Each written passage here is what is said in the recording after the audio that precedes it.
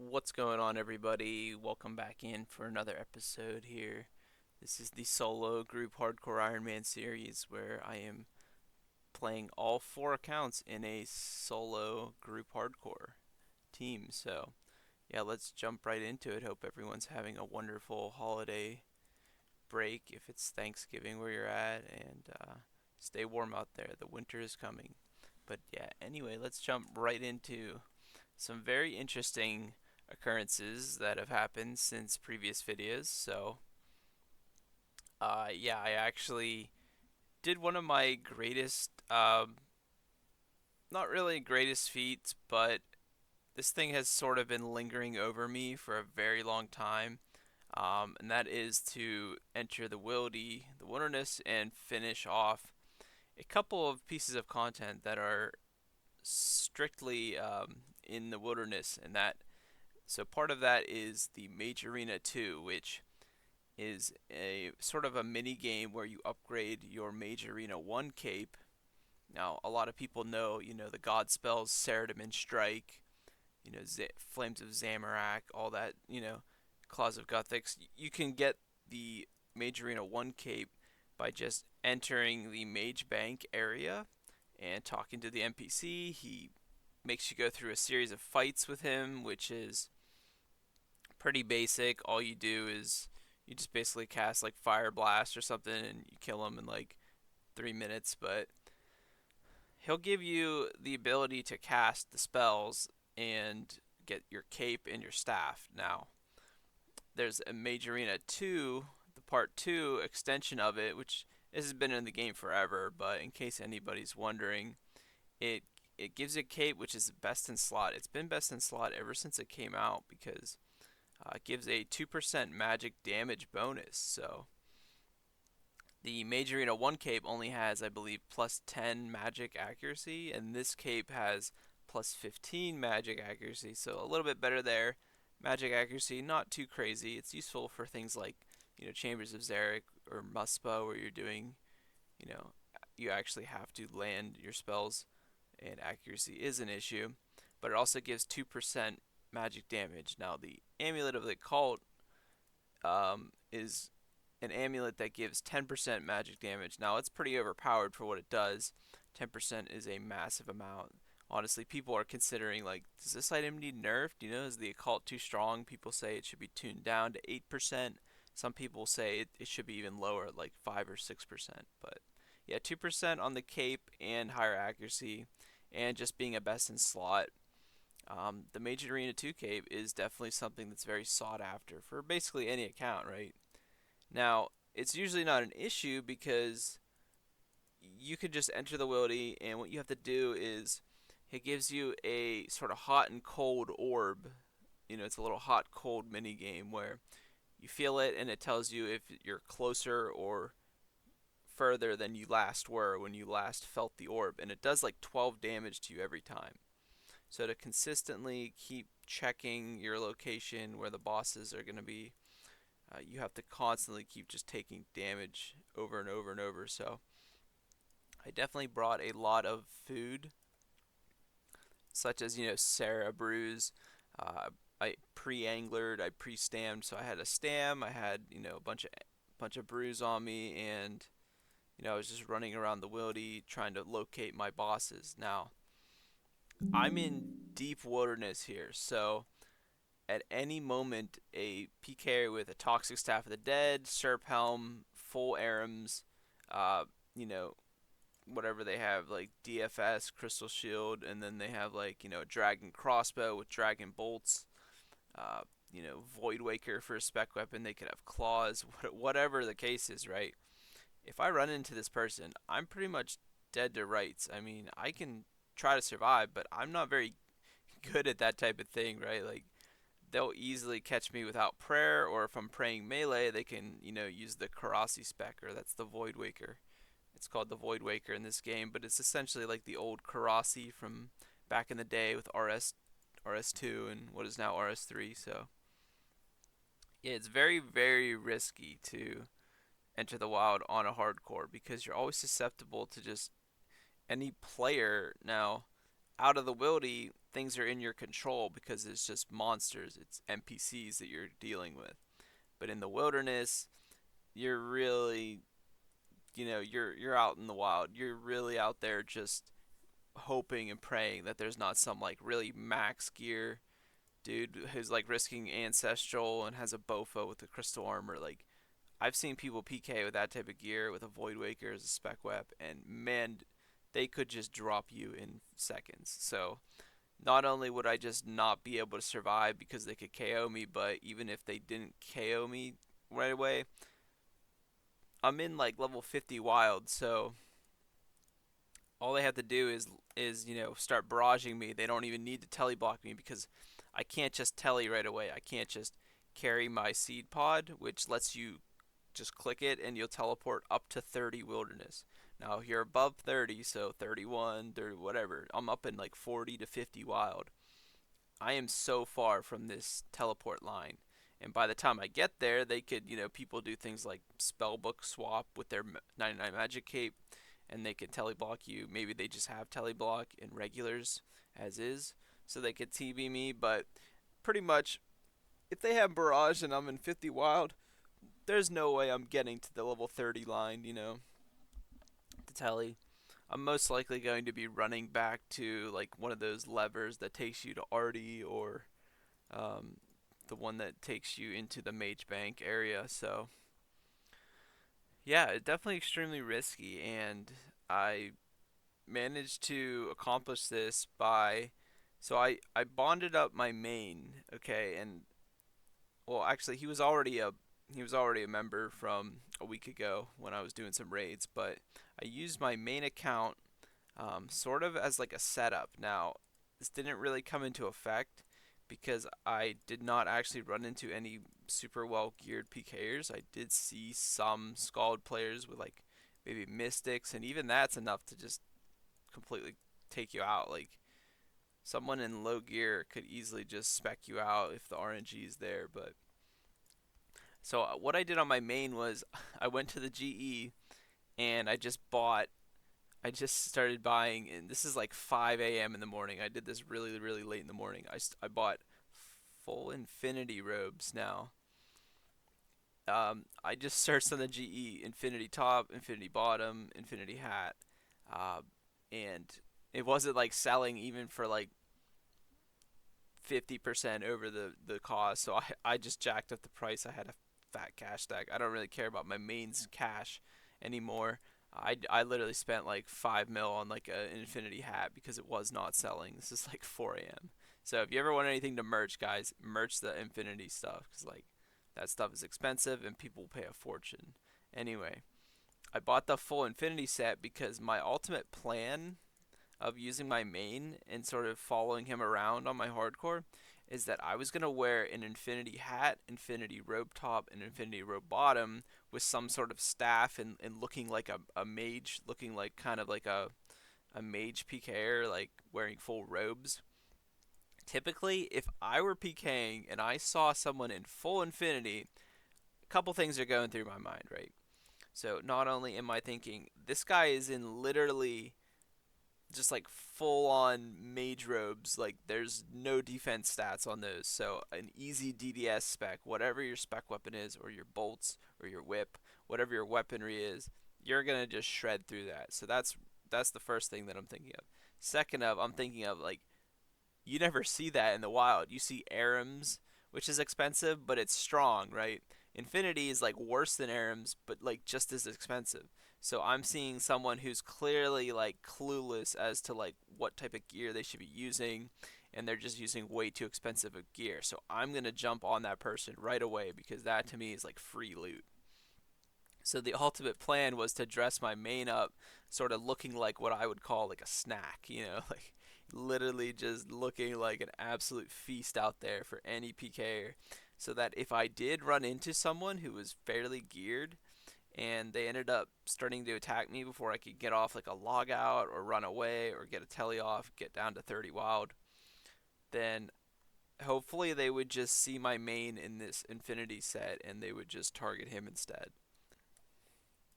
So from the mage bank, I got the orb for the hot cold mess, or the mini game that you need to do. You basically you have to you have to run around the wildy and use the god spells. So I was using charge, and you have to wear the cape, you have to wear the correct staff. So for example, you have to find the Guthix boss. You have to find each one of them, Sarah, Zami, and Guthix. So like for example, when I'm finding the Guthix boss, I have to take my Guthix staff and my Guthix cape, and I have to use Claws of Guthix to kill that boss. Now, because it's the only way you can damage it is by using the correct spell against themselves. So when you finally, use the hot and cold orb and you finally locate your boss, like most of mine were up in like level 50 wild. They were right around that like gate, which I've noticed this kind of a trend. Like every time I've ever done Mage Arena 2, I usually find them in those same locations. It's like in the middle to the right side of the wildy, like up there in 50 wild. Like it's around the gate where the Chaos Ellie is and all this other jazz. So I've typically found that that's pretty much where I always find them. Although they can move around on you. I've heard after a certain amount of time, but I do think like once you start the mini game, it takes like up to like maybe 30 minutes before they actually start moving around locations. And so I think if you start it and then you just go right away and start hunting them, you'll relatively find them you'll find them relatively like quick, and it'll most likely be in those similar areas that I just tend to always find mine there. But anyway, it's a very risky area because there's like an obelisk there right by the Chaos Alley. So anyone traveling through the obelisk system, which randomizes your location, might just they might not even be trying to go there, but they might just accidentally get spit out there, see me killing the Gothic Zami boss. I think I had two bosses right there. And then the Sarah one was like down by the poison spiders, a little bit south by the little lava pathway that in between like the lava dragons and like where the old Callisto boss used to be. I don't know if like there's still a cave over there, but so yeah, I found all my bosses there, and actually before you could even find these bosses and kill them, you have to be able to cast your god spells outside of the mage arena. So basically the way mage arena 1 works is they give you access to the spells. Now in order to cast it on like players and anything like PKing whatever, or for just MA2 for example, you have to go into the mage arena with the spell and with the cape, and you have to cast 100 spells of that type on those battle mages that are inside the mage arena pit. Now, you're fully susceptible to being teleblocked, attacked, barraged. Like, if you get barraged there again, this is 55 wilderness, so the only way you're teleporting out is by running all the way back through the lever system into the mage bank, which is quite a little bit of a run. So barrage alone could just constantly freeze you for 20 seconds over and over and prevent you from escaping. Now, I was able to just go in there pretty safely, get my 100 casts off for each spell. I took two of the spells for in one trip. I should have just taken all three of the spells worth. And what I mean by taking the spells or whatever, I obviously had enough bloods and airs and fires to cast it, but I had to basically bring all six items to be able to get my 100 casts off. Because without the staff and the cape equipped, you can't even cast the spell. So um, instead of doing it in three trips, I rather tried to do it in only one or two trips by bringing multiple types of the staves and their appropriate cape, so that I could just, as soon as I got the 100 cast done and it says you unlocked the spell, I would just switch to the next staff and cape for a different god and then cast the 100 there for that. And then I wouldn't have to keep running back and forth between the mage bank and the mage arena, risking finding a player there, although I'm already kind of at risk there because one, you're in combat, so you absolutely can't just like hit the logout button if you manage to quickly get to the log out. That's usually the best way to escape a PK is if you can just log out real quick.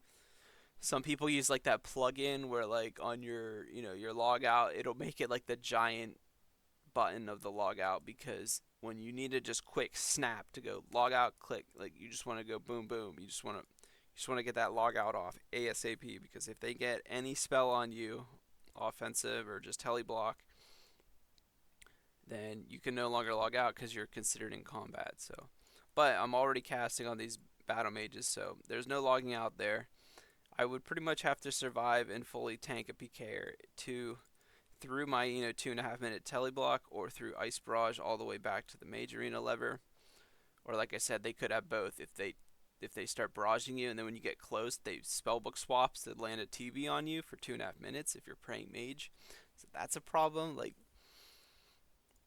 so much can go wrong, and I'm a hardcore, so I have, I'm living on this one life here, and pretty much I was just risking any of these occurrences happening, then that could be the end of the account. So I did manage to, I got all 300 of my casts, so 100 of each gods, which unlocks the spell. Did the hot and cold, found the bosses, took them out. Again, I was using my main to kind of run around and sort of scout the area, so I would follow him on my hardcore and just kind of be ready to log out if my main, because my main's about 2 tiles ahead whenever I'm following him.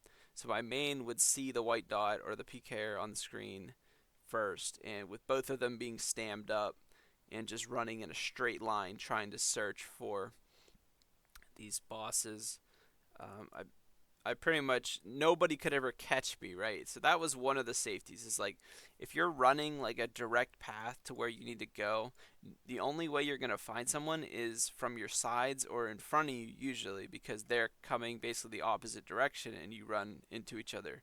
Now, if somebody was like doing the same path as me, everybody runs at the same speed in this game. So like if I'm running away from them and they're off my screen behind me, they can literally never catch up. Now, obviously, if you stutter or stop a little bit, yeah, they can catch up. But the plan was to just beeline my objective, right? Go from point A to point B, find the bosses, and hopefully the only people I would run into would be someone that was in my path, and just searching around the wildy for people to PK. So found all the bosses. Now you have to do these bosses like one at a time.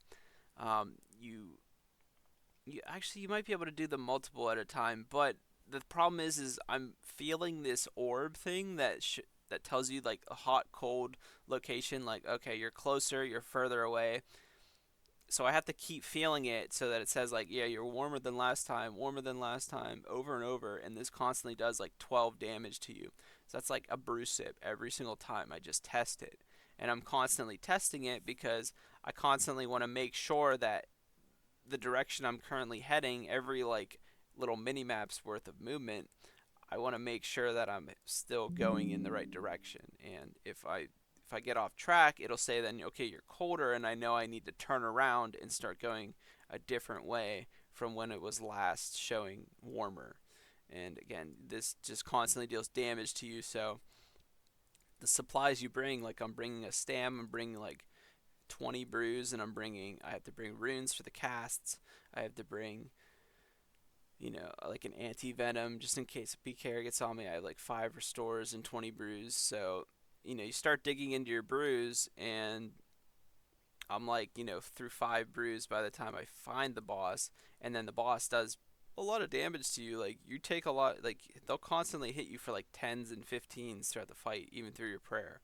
So, you're constantly just taking damage too from them, which whittles you down and makes you constantly have to brew. Since you're mostly using brews, you're constantly brewing down your mage level, so you can't drop below the ability to cast, the Ceridimage Strike or whatever god spell you're using, which is about 60 mage. So every like 3 doses, I have to restart back up and just, chugging through supplies. Did manage to get all 3 of the items, got all 3 of the gods defeated, and you have to bring each one back because you can't bank it. So if you did do it all in one go, you would have to carry them around with you. So what I did was I just went back to the mage bank, and I just turned it into Collodion, who's the NPC, and basically that just, he takes it off your hands and you've submitted it, and you just have to find the other two then. So I'd find them one by one, turn it in, and once I had all three, he lets you then use a Mage Arena 1 cape on him and he'll imbue it. So I would recommend this to everyone too. I picked the Zamorak cape.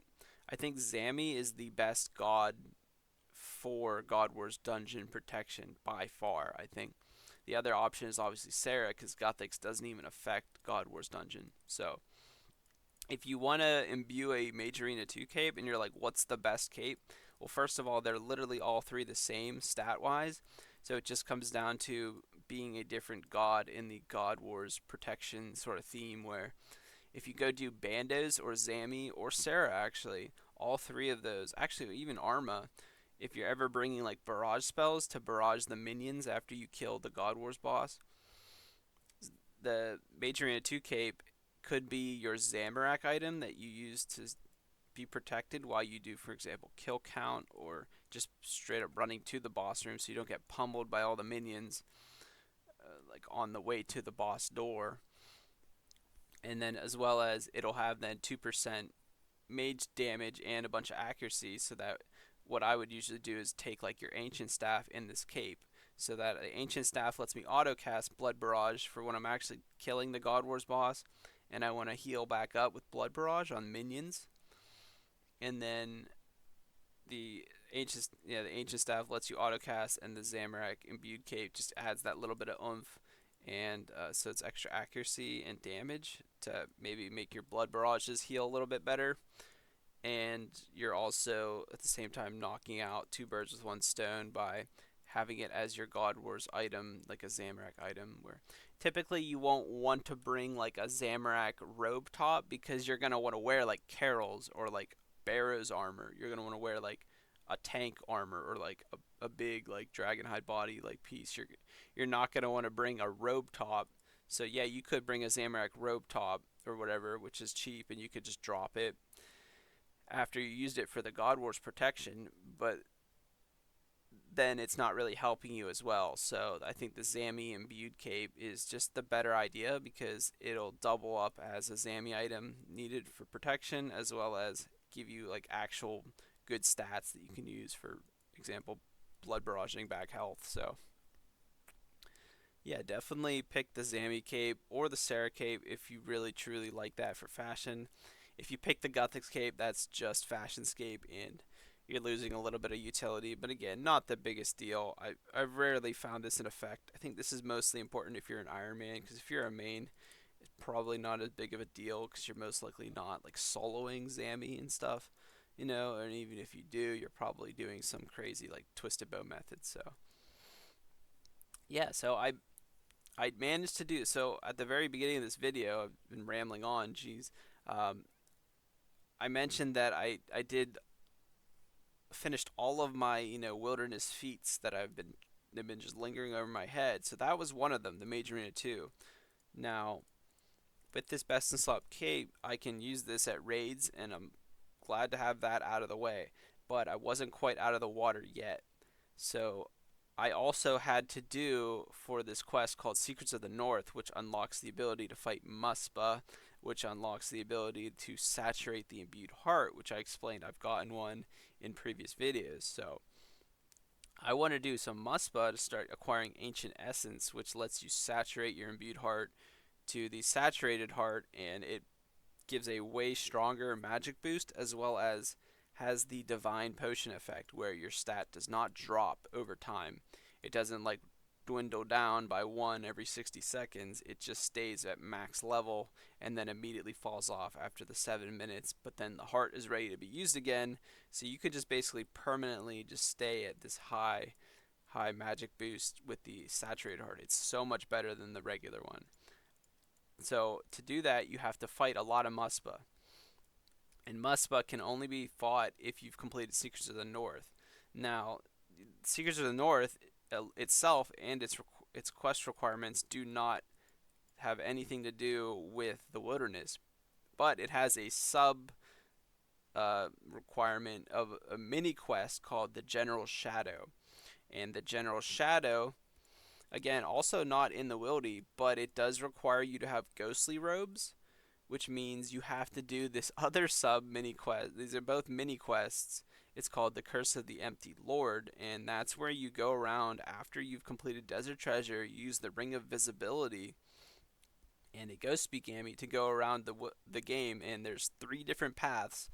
But so whichever path you have is random, but each path has six ghosts randomly placed around the entire game, and a lot of them are in the wilderness. So you have to talk to each one of these ghosts for each of the six pieces of the ghostly rope set. Actually, I think there's seven pieces, and there might only be six. But if there is seven, it's because the first one everybody has at the Glariel's tomb entrance, and then after that, everybody goes on their own path to get the remaining pieces. And every single one of these paths has a wilderness step. Doesn't matter which path you get. Now, you could have better luck or worse luck depending on what your path is. So, for example, some of the paths require you to go into the center of the lava maze. So, again, this is a big dead zone. The reason it's a big dead zone for PKers is one, there's NPCs. So if you run into a white dot, you're constantly getting like hit by a little scorpion or black knight there at the entrance. There's like hill giants and skeletons and crap. You're you're most likely going to get tagged every now and then by these little NPCs running through. So you won't be able to just freely log out if you see a PKer. That's one. Second off, right outside there is the Burning Amitelli, so it's very accessible to people, and if it's just a huge hot spot there because there's other activities where you use the Burning Amitelli do, for example, the Wildy Altar. There's other bosses up there, and there's the KBD layer. So there's a big hot spot. There's a lot of traffic that goes through that area. But once you're inside, you're probably pretty safe. I wouldn't really expect any PKer to find you in the lava maze. It's mostly just exiting and entering. So basically, as long as you avoid that, then you're probably pretty good. But yes, it's just a huge no-go zone because again, it's also in level 40 something, 45 wild. So again, if you even just get run into by someone with ancients, they don't even need to teleblock you because you can't just seed pod out. So anything above 30 wild is just like a no-go for any hardcore because you don't have the ability to, if seen, telly out from a PKer. You have to basically endure the PK if they ever tag you. Because if you don't log out and you can't telly, then there's literally no escape unless you run to a safe location. So some of the other locations for this mini quest is like the Rogue's Castle, which is in the far northeast. That's the worst one. So I would look at the wiki and I'd find these paths. And so I have 4 accounts. So I started this mini quest on all 4 guys and was just like, okay, which one of these has the least awful path? And some of them, I got all 3 of them across the 4. So I had options. I had the option to do any of the paths. One of them requires you to go to the Rogue's Castle, one of them requires you to go to the Lava Maze, and one of them requires you to go to the Pirate's Hideout, which is also in like level 50 wild. This is where the Laren's Key is, so that's also a no-go zone. The Rogue's Castle is in 50 something wild, so again, it's the awful combination of it's super high wildy and there's aggressive NPCs, so you're not only going to not be able to log out, but you're also unable to seed pod out. So that's a really dangerous spot. Plus, there's the obelisk up there that people teleport through. There's Scorpia up there, and there's the Chaos Alley. There's so much up in that area. That's like one of the worst paths is to go to the Rogue's Castle or the Pirate's Hideout and the Lava Maze. I believe, though, 2 of those 3 locations are within the same path. So I was definitely not going to do that. The other one that had the third of those 3, I was like, okay, I definitely don't want to do that either because I don't want to go to any 3 of those locations. Now, the other wilderness steps are as follows.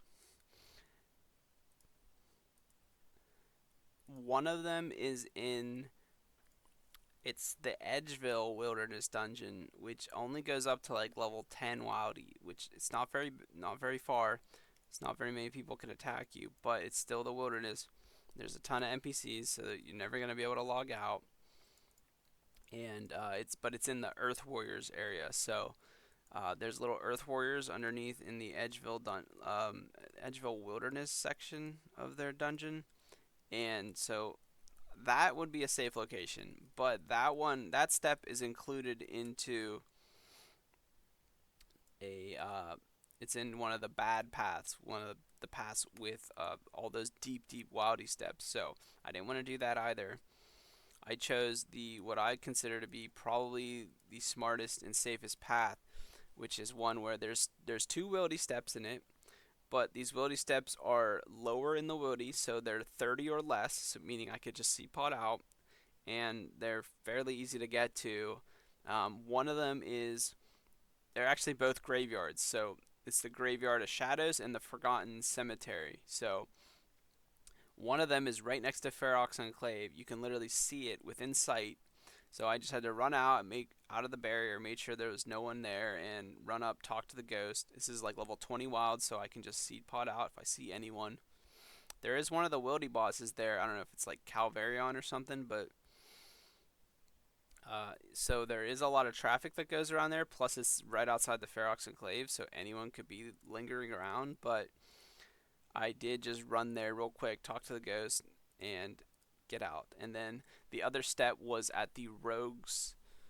What's it called? Like the Rogues general store area. There's like it's like a rogue hideout, or no. So there's the pirates hideout, then the rogues castle, and then I believe like the little rogue encampment that is to the west of Ferox Enclave.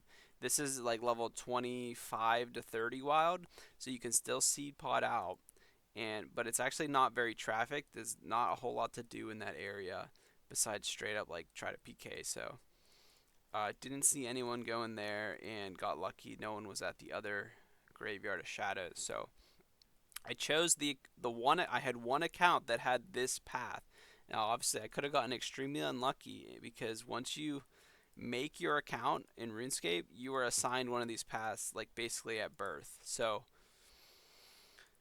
the way it worked was I had to kind of gamble on like just praying that I have one of these three paths that was the best path, because I have four shots at it, and I ended up, like I said, I noticed that as I checked my paths on all four guys, I saw a difference between three of them at least. So I knew that, okay, yeah, I had one path would always be doubled up, but I could have gotten, for example, three accounts having the same path, which would be super unlucky, and then I could have gotten the fourth account to have a different one, which meant that I didn't have any fifth account to get that third remaining path,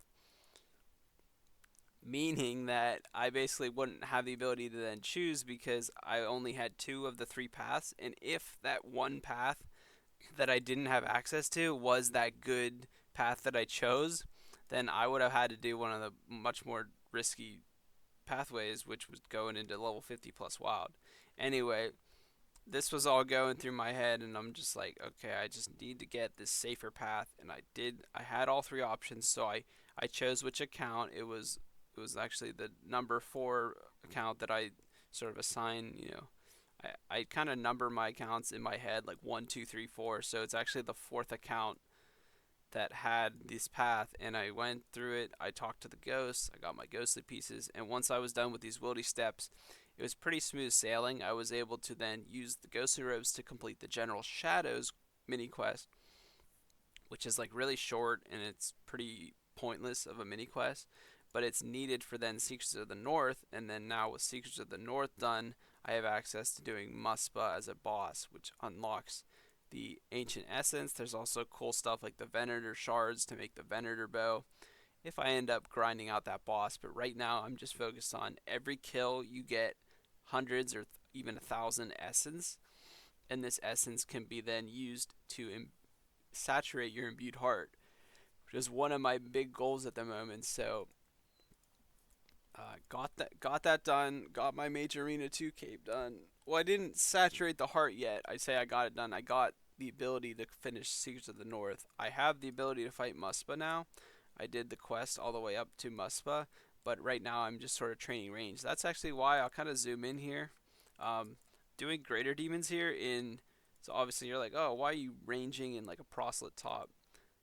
Fun fact, the prosody doesn't interfere with Ava's, but Anyway, I just wear like this hybrid of like robes and prosy and prayer gear because I'm just standing in my Slayer task and ranging.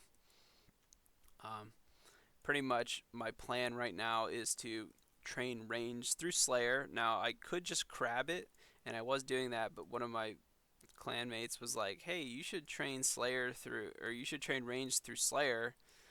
And I'm just thinking like, well, I knew that that could be done, but I didn't quite envision it to be as AFK as the way I do melee Slayer, which is like this. So, which is like like AFKing like Cuirass and like Gargoyles here, for example. Like this is how I'm doing Slayer normally with melee. So usually you're wearing like tank armor. So I didn't really envision that I was going to be able to just do Slayer tanking in range gear, but I'm using prayer, so that's fine. And you don't really need a ton of accuracy for your weapons to hit. Like I have this, the crossbow, the Book of the Law, and Anguish, Barrow's gloves, Zammy boots, Slayer helmet bonus, and an Ava's. Like I have plenty of range bonus, so I'm hitting just fine, and I'm just slowly slugging this out, chipping away at the range XP, working towards 99. I probably don't need quite 99, but I would like 95 or 96 because that just gives you extra a little bit of max hit for doing Muspah, for example. My method will be to use a crystal bow, which is not a very strong weapon, so having just higher base range level means that that grind will be a little bit nicer. Now I will be putting all my best in slot mage gear on that account to do the Muspah because you have to bring mage and range. You don't have to if you have like a twisted bow or a bofa. You can just bofa or T-bow every phase, but I don't have those items, so I'm going to be doing the hybrid, which is between mage and range. So you want to ice barrage him when he's melee form, and then just trident him out. So for that, I have a cult. I have the Trident of the Swamp, which is upgrade from Zora. I have the Tormented Bracelet, and I have insane mage gear. So Eternal Boots. So I'm going to be bringing that max mage switch with the Aram's robes, and just catch an ice barrage and then trident him out. That'll do like a third of his health. Then he turns to a ranged form, which you no longer want to mage because think of him as a ranger wearing dragonhide. You're less likely to hit with magic. So that's where you actually switch to like a crystal bow, or you can crossbow him, you can T-bow him, whatever you want to do. But he's a lot weaker to range on that phase than mage. So you'll want to bring a range switch, and I'll be crystal bowing him, and then you want to also have a rune crossbow with sapphire tipped bolts enchanted. Now, the sapphire proc effect is one that lets you, whenever it procs, it drains prayer. Now, the interesting fight of Muspah is that he goes into an enrage phase towards the end where he has a prayer shield. It's a very interesting mechanic, but basically the way you have to defeat his shield is by draining his prayer. And normally NPCs can't be smited. King Kuras coming in there. Let's see what we get. But anyway, normally NPCs can't be smited at all. Or have there's no reason to use smite or sapphire bolts because they don't use prayer. And even if they do use prayer, like Calphi Queen or demonic gorillas or whatever NPC uses prayer, you can't actually drain their prayer. That's just not how it always works. But Muspah specifically, Jagex coded to where you have this like prayer shield you have to go through. So you have to combine things like smite, and you can use sapphire bolt procs to eventually, if you hit like a big proc and you're smiting, so you're hitting high damage as well.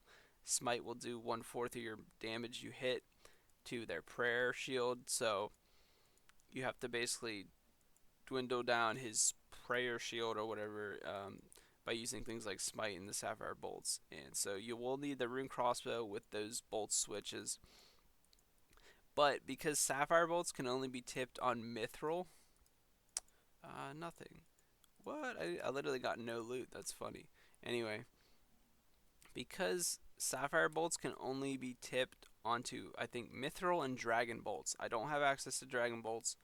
Even if I did have dragon bolts, I don't have a crossbow that can use it because you need, above a rune crossbow, you need a dragon crossbow, or you need a Dragon Hunter crossbow or an Armadillo or Zerite crossbow. So obviously I don't have those. I don't have a DHCB, and I don't have even a Dragon crossbow, which is like dragon limbs from like those high level metal dragons like Rune and Addy. I think it's Rune dragons that drop the limbs. So I don't have that. It's a really rare drop. It's not even that good of a weapon.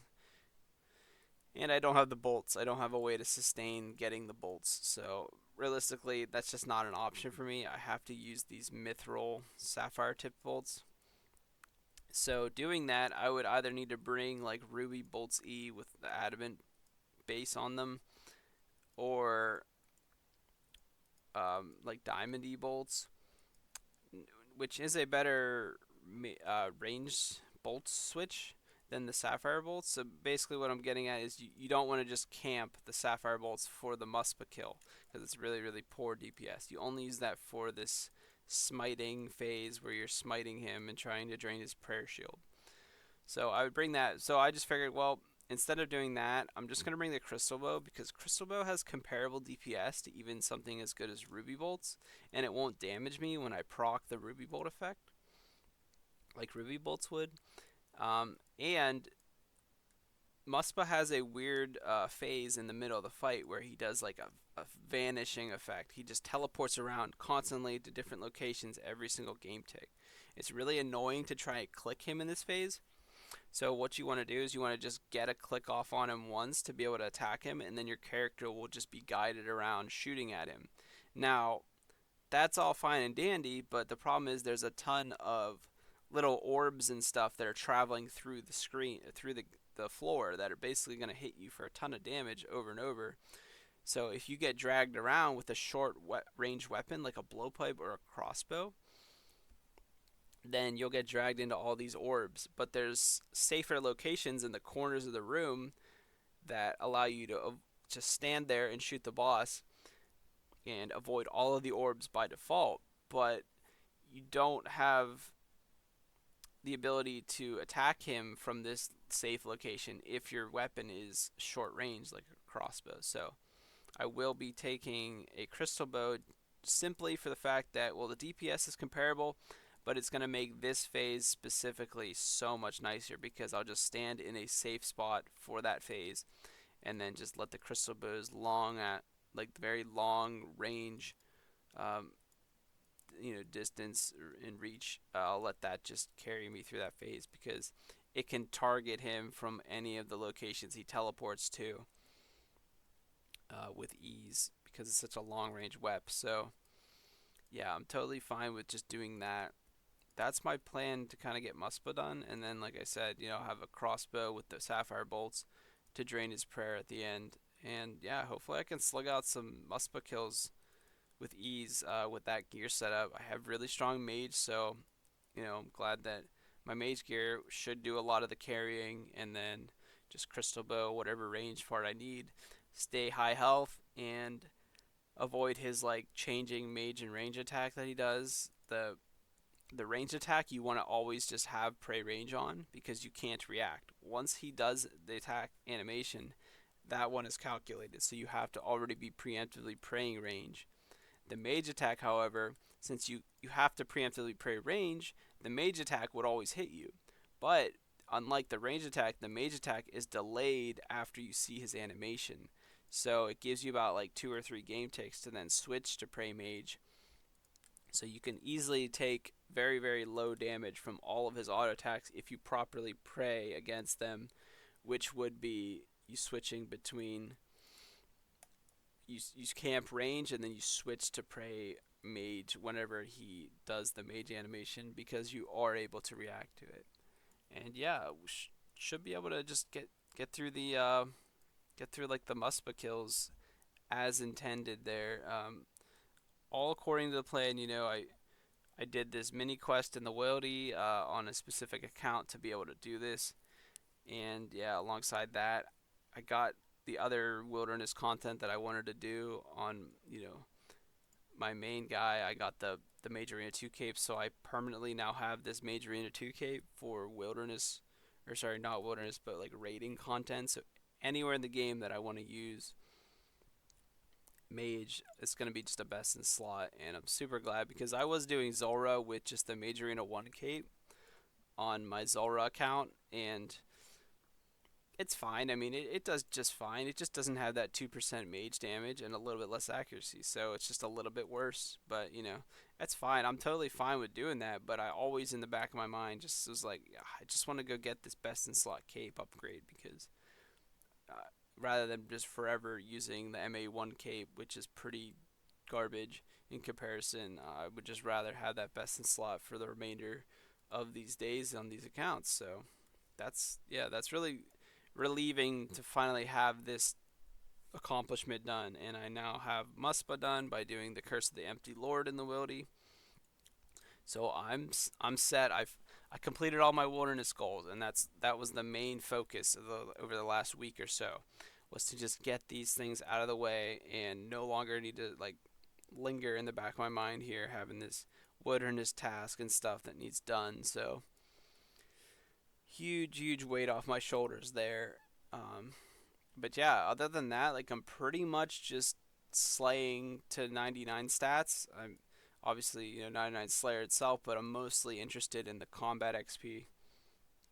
So yeah, like I said, I'm ranging greater demons here. I've been ranging all my Slayer tasks, just training range and preparing to defeat Muspah. So that's something, and it's gonna be nice to do it through Slayer here because I'll get barrage tasks like Necreals and such, which will help me boost my mage up. I'm only 90 mage, and the trident hits that I'll be using scale heavily based on your mage level. So I'd like to get higher mage as well, up into the 95 plus section, 95 plus range. So yeah, if I can get those two stats, then I'll start just camping Muspah for the essence to saturate the heart. Now I don't actually have like right now any like huge plans. Like where am I going to use the saturate heart? I think the best scenario would be if I ever got a shadow from TOA because that heavily affects the shadow's damage output. Obviously that would be the best reason, but until I get that, there isn't really too much of a place to use the saturate heart, but it is just a convenient item. So like for example, when you boost your magic level, your mage defense and your resistance to magic, like from for example a God Wars minion, right? A God Wars dungeon minion where like say you're doing bandos, so there's the mage range and the melee minion. That mage minion is constantly maging you, typically off prayer because you're praying either melee to tank the boss or ranged to avoid his range attack. Meaning you're always susceptible to just the mage minion constantly hitting you and chipping you down. So boosting your magic level with something like the Imbued Heart actually raises your defense to magic because the way magic defense works in this game is it's also partly based on your magic level itself. So obviously gear gives plus to mage defense bonus, but then it's not just your gear, it's your base magic level that actually helps reduce the accuracy of incoming magic damage. So boosting with the Imbued Heart and being high mage like 99 makes you so much more resistant to something like the mage attack from the God Wars minion. So that is one of like the goals to use it for, that is that I'll take it on my probably my main God Wars tank or just even one of the attackers to say like, okay, this attacker or this tank that's using the Imbued Heart like at Armadillo and such or Bandas is just so much more susceptible to the mage minion because of that high boost. And with the saturated heart, it's like plus 13 or something. It's really insane. Um, so very susceptible to the minion attacks if I were to bring that as like an option. So that's kind of one of the main uses that I'll be using this saturated heart for if I got it. Even just the imbued heart could be used for the same thing. It doesn't need to be saturated, but it's just stronger if saturated. And then obviously though you use it for stuff like Zulrah or Kraken, but I've kind of done enough Kraken. I don't really think I'll be doing much more. I have it pretty much blocked on all these guys except for the highest Slayer dude, which is already 99. And since I'm done doing Slayer, probably won't be doing much more Kraken. So there's no more Kraken, and then Zulrah is kind of finished because I finally got all the uniques. Got my blowpipe finally at 1700 something KC. So I won't be going back to Zora either. So those are some of the best places to use the Imbued Heart. So after that, and then raids, you use stuff like overloads and like the salts, the smelling salts from TOA. So it's a way stronger boost than the Imbued Heart boost. So you don't take the Imbued Heart into raids or even use it. So it might be useful for like a pre-pot for Chambers of Xeric. If you pre-pot before the raid and you run in, you carry that boost through the first like 5 minutes of the raid. So I could just use the Saturated Heart before entering Chambers of Xeric, where I see the scout has like Mystics in it, because Mystics you pray mage, but they're still gonna hit through your prayer. So what you're doing is you're just reducing the damage that you'll take when you run through and get them all set up to safe spot them. You're gonna heavily reduce that incoming magic damage that those mystics do to you. So that's an option there, is to just use the imbued heart as like a pre-pot for that. And so, but since I'm done with Zora, it'll pretty much be that, and just saving it for the use when I get a shadow. So yeah, super happy to just have all this wilderness stuff done. And as I'm working on finishing the Slayer grind, to be able to do God Wars and raids, you know, these are just some of my goals that I finally finished, and I'm super glad that those are done with. This so the one account here doing the Kuras. This is the guy that has those Karamja gloves for, so they're super nice. You just click it and it tells you directly to Duradel, which helps you get a new task instantly on completing it. Whereas normally you have to kind of make this little run to Duradel from like Ardone and or Ardy or whatever, and it just takes a lot of time to like go through the boat to Shiloh Village and then all the way to Duradel. Like the gloves, the elite gloves, the Karamjo Glove 4, let you just tele straight there. So that's a huge convenience, time save. So I have that on that account because it requires you to do a fire cape. So yeah, fun fact about the fire cape grind. So I'm totally fine doing the fire cape. The problem I'm thinking of right now is if you DC in there, you're pretty much dead, because there's the one DC prevention system of the escape crystal that Jagex implemented. It does not work in the fight caves for Jad, and that's like the only place in the game it doesn't work, and it doesn't make any sense why it doesn't work there. I don't know why they don't just find a way to fix it to make it work. I don't know if it's a bug or it's intended, but like why they wouldn't allow it to work there makes no sense. You should totally be able to just have it as a safety net for there as well as everywhere else in the game you can. But right now, I just don't really see the need to go grab a fire cape on all these guys, because even if I did, I would only be able to do the hard diary of the Karamja.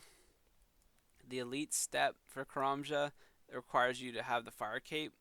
That diary also requires that you have like 91 runecraft. Now you can boost it at 86, but the only guy that has close to that is my main dude with the 95 that I did for Wrath runes.